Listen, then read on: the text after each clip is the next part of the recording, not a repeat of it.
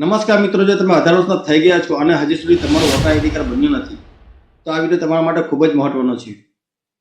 હવે નિયમોમાં થોડા ફેરફાર આવ્યા છે. હવે water ID card online apply કરતી વખતે ઈ સાઇન ફરજિયાત બની ગયું છે. ઈ સાઇન વગર તમારું એપ્લિકેશન કમ્પ્લીટ થતું નથી.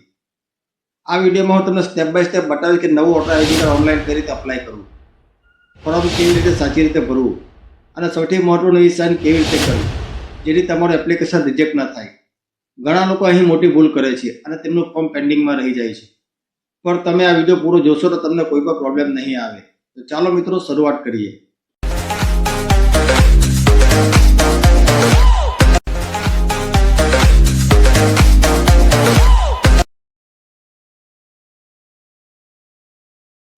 સૌથી પહેલા તમારે તમારા મોબાઈલમાં ગૂગલ ક્રોમ બ્રાઉઝર અથવા કોઈ પણ બ્રાઉઝરને ઓપન કરી લેવાનું છે. અહીંયા સર્ચ બારમાં વોટર લખીને સર્ચ કરી લેવાનું છે. અહીં પ્રથમ દેખાતી ઇલેક્શન કમિશન ઓફ ઇન્ડિયાની વેબસાઇટ પર ક્લિક કરી લેવાનું છે. સર્ચ કરતાની સાથે જ તમારી સામે કંઈક આર્ટનું ઇન્ટરફેસ ઓપન થઈ જશે. આ પોર્ટલની લિંક મેં વિડીયો ડિસ્ક્રિપ્શન બોક્સમાં પણ આપેલી છે. તમે ત્યાંથી પર સીધા પોર્ટલ પર આવી શકો છો. જો તમે પહેલી વખત આ વેબસાઇટ પર આવ્યા હોય તો તમારે પહેલાં સાઇન અપ કરવું પડશે. અહીંયા તમારે તમારો મોબાઈલ નંબર એન્ટર કરી લેવાનો છે. ત્યારબાદ ઈમેલ આઈડી હોય તો નાખી શકો છો, નહીં તો ઓપ્શનલ છે. પછી અહીંયા દેખાતો captcha code same to same enter કેપ્ચામાં એન્ટર કરીને કન્ટિન્યુ વાળા ઓપ્શન પર ક્લિક કરી લેવાનું છે. રજિસ્ટ્રેશન થયા બાદ ફરી લોગિન વાળા પેજ પર આવી જવાનું છે. અહીંયા તમારે તમારો મોબાઈલ નંબર એન્ટર કરી લેવાનો છે. ત્યારબાદ અહીંયા દેખાતો captcha code same to same enter કરી રિક્વેસ્ટ ઓટીપી વાળા ઓપ્શન પર ક્લિક કરી લેવાનું છે. ત્યારબાદ તમારા રજિસ્ટર મોબાઈલ નંબર ઉપર 6 અંકનો ઓટીપી જશે. એ ઓટીપીને અહીંયા એન્ટર કરી વેરીફાઈ લોગિન વાળા ઓપ્શન પર ક્લિક કરી લેવાનું છે. ત્યારબાદ તમારી સામે કંઈક આ રીતનું ઇન્ટરફેસ ઓપન થઈ જશે. અહીં આપણે નવું વોટર આઈડી કાર્ડ બનાવવાનું છે એટલે ફોર્મ નંબર 6 ભરવો પડશે. ફોર્મ નંબર 6 ઉપર ક્લિક કરતા જ તમારી સામે કંઈક આ રીતનું ઇન્ટરફેસ ઓપન થઈ જશે. અહીંયા તમે જોઈ શકો છો, અહીંયા તમારે કઈ કઈ ડિટેલ ભરવાની છે એ બધી માહિતી આપેલી છે. અહીંયા તમારે A થી લઈને L સુધીની બધી જ ડિટેલ ભરવાની રહેશે. તો ચાલો સ્ટેપ બાય સ્ટેપ બધી ડિટેલ ભરવાની શરૂઆત કરીએ. અહીંયા સિલેક્ટ સ્ટેટ વાળા ઓપ્શન પર ક્લિક કરી તમારા સ્ટેટનું સિલેક્શન કરી લેવાનું છે. એટલે કે જે પણ રાજ્ય હોય એ રાજ્યની પસંદગી કરી લેવાની છે. ત્યારબાદ સિલેક્ટ ડિસ્ટ્રિક્ટ વાળા ઓપ્શન પર ક્લિક કરી તમારા ડિસ્ટ્રિક્ટનું સિલેક્શન કરી લેવાનું છે. તમારો જે પણ જિલ્લો હોય એ જિલ્લાને સિલેક્ટ કરી લેવાનો છે. ત્યારબાદ નેમ ઓફ એસેમ્બલી વાળા ઓપ્શન પર ક્લિક કરી તમારા વિધાનસભાનું ક્ષેત્ર જે હોય એ સિલેક્ટ કરી લેવાનું છે. જેવું તમે વિધાનસભા ક્ષેત્ર સિલેક્ટ કરશો તો તમારા વિધાનસભાનો નંબર જે પણ હોય એ અહીંયા ઓટોમેટિકલી આવી જશે. ત્યારબાદ નેક્સ્ટ વાળા ઓપ્શન પર ક્લિક કરી લેવાનું છે. ત્યારબાદ બી ડિપાર્ટમેન્ટ તમારી પર્સનલ ડિટેલ એન્ટર કરવાની રહેશે. અહીંયા ફર્સ્ટ નેમમાં તમારું જે પણ નામ હોય એ નામ એન્ટર કરી લેવાનું છે. ત્યારબાદ નીચેના બોક્સમાં ક્લિક કરશો તો તમારું નામ આપોઆપ તમારી ભાષામાં આવી જશે. જો નામમાં કોઈ ભૂલ હોય તો તમે કીબોર્ડ ઉપર ક્લિક કરીને તમે તમારા નામમાં સુધારા વધારા કરી શકો છો. ત્યારબાદ અહીંયા તમારી સરનામ એટલે કે તમારા અટક જે હોય એ અહીંયા એન્ટર કરી લેવાની છે. ત્યારબાદ ચૂઝ ફાઇલ વાળા ઓપ્શન પર ક્લિક કરી તમારો પાસપોર્ટ સાઇઝનો ફોટો અપલોડ કરવાનો રહેશે. ફોટાની સાઇઝ 2 MB જેપીજી જેપીઈજી ફોર્મેટમાં હોવી જોઈએ. ફોટો અપલોડ કરી સેવ વાળા ઓપ્શન પર ક્લિક કરી લેવાનું છે. જેવું તમે ક્લિક કરશો તો હ્યુમન ફેસ ડિટેક્ટ સક્સેસફુલી બતાવશે. અહીંયા ઓકે વાળા ઓપ્શન પર ક્લિક કરી લેવાનું છે. ત્યારબાદ નેક્સ્ટ વાળા ઓપ્શન પર ક્લિક કરી લેવાનું છે. ત્યારબાદ અહીંયા સી ડિપાર્ટમેન્ટમાં તમારા રિલેટિવનું નામ એન્ટર કરવાનું રહેશે. ત્યારબાદ અહીંયા રિલેટિવની જે પણ સરનેમ હોય એ સરનેમ અહીંયા એન્ટર કરી લેવાની છે. ત્યારબાદ નેક્સ્ટ વાળા ઓપ્શન પર ક્લિક કરી લેવાનું છે. ત્યારબાદ ડી ડિપાર્ટમેન્ટમાં તમારી કોન્ટેક્ટ ડિટેલ ભરવાની રહેશે.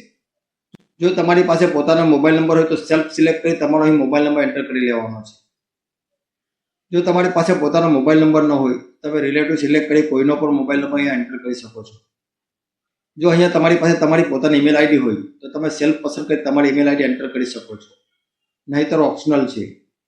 ત્યારબાદ નેક્સ્ટ વાળા ઓપ્શન પર ક્લિક કરી લેવાનું છે. ત્યારબાદ અહીં ડી ડિપાર્ટમેન્ટ તમારો આધાર નંબર એન્ટર કરી લેવાનો છે. આધાર નંબર એન્ટર કરીને નેક્સ્ટ વાળા ઓપ્શન પર ક્લિક કરી લેવાનું છે. ત્યારબાદ એફ ડિપાર્ટમેન્ટ તમારી જેન્ડર સિલેક્ટ કરી લેવાની છે. જો મેલ હોય તો મેલ, ફિમેલ હોય તો ફિમેલ, અધરવાઇઝ જે પણ હોય એ સિલેક્ટ કરી લેવાનું છે. ત્યારબાદ નેક્સ્ટ વાળા ઓપ્શન પર ક્લિક કરી લેવાનું છે. ત્યારબાદ અહીંયા જી ડિપાર્ટમેન્ટ તમારી બર્થ ડેટ એન્ટર કરી લેવાની છે. ત્યારબાદ ડોક્યુમેન્ટ ફોર પ્રૂફ વાળા ઓપ્શન પર ક્લિક કરી તમારી બર્થડેને લગતું જે પણ પ્રૂફ હોય એ સિલેક્ટ કરી લેવાનું છે. જેમ કે birthday certificate, Aadhaar card, PAN card, driving licence, passport તમારી પાસે જે પણ હોય એ સિલેક્ટ કરી લેવાનું છે. અહીંયા તમે જે ડોક્યુમેન્ટ સિલેક્ટ કર્યું છે એ ડોક્યુમેન્ટનું પ્રૂફ અહીંયા તમારે અપલોડ કરવાનું રહેશે. ડોક્યુમેન્ટની મેક્સિમમ સાઇઝ 2 MB થી વધારે ન હોવી જોઈએ.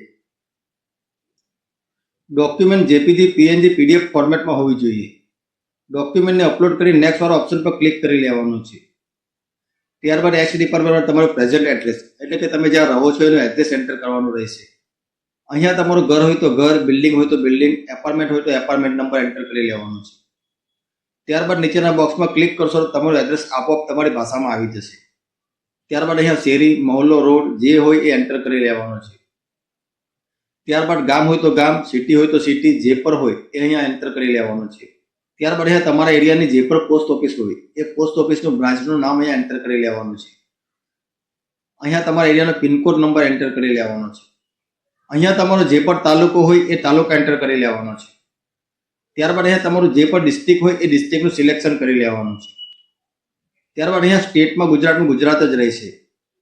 ત્યારબાદ document for proof of residency એટલે કે તમારી પાસે જે પણ રેસિડેન્સીના પુરાવા હોય એ પુરાવા સિલેક્ટ કરી લેવાના છે.